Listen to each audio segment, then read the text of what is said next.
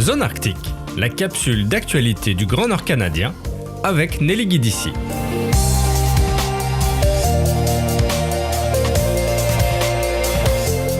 La 5e séance du comité intergouvernemental de négociation sur la pollution plastique s'est tenue à Busan en République de Corée du 25 novembre au 1er décembre 2024. Malgré 7 jours de discussions et de négociations entre les États membres, aucun accord international sur la pollution plastique n'a été conclu.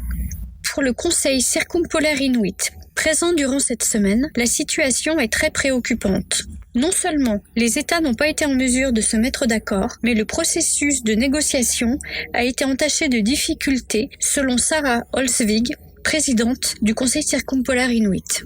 Plusieurs sessions de négociation ont complètement exclu les observateurs sans explication, laissant l'impression d'un processus non transparent et inefficace. Le Conseil circumpolaire inuit indique ne pas avoir eu accès à l'ensemble des salles et ce n'est que dans les dernières minutes de la séance plénière que le Conseil a pu faire une déclaration finale. Lisa Kiluki-Koperkaluk, vice-présidente du Conseil circumpolaire inuit, tire la sonnette d'alarme et demande que les droits individuels et collectifs des peuples autochtones, y compris les droits à l'autodétermination et à la participation pleine et effective des peuples autochtones, soient respectés, comme le stipule la Déclaration des Nations Unies sur les droits des peuples autochtones. L'Arctique est affecté de façon disproportionnée par le changement climatique et par la pollution, y compris la pollution plastique. Les espèces arctiques comme le cabillaud, le beluga ou les oiseaux de mer comme le fulmar boréal sont touchés directement par cette pollution. Des morceaux de plastique ont été retrouvés dans l'estomac de ces espèces, ce qui a un impact direct sur la sécurité alimentaire des communautés de l'Arctique. Une session de négociation supplémentaire sera organisée afin que les États tentent de parvenir à un accord, mais ni la date ni le lieu de cette session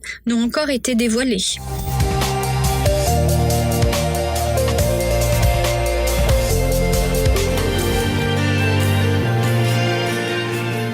C'était Zone Arctique, la capsule d'information du Grand Nord canadien avec Nelly Guidici.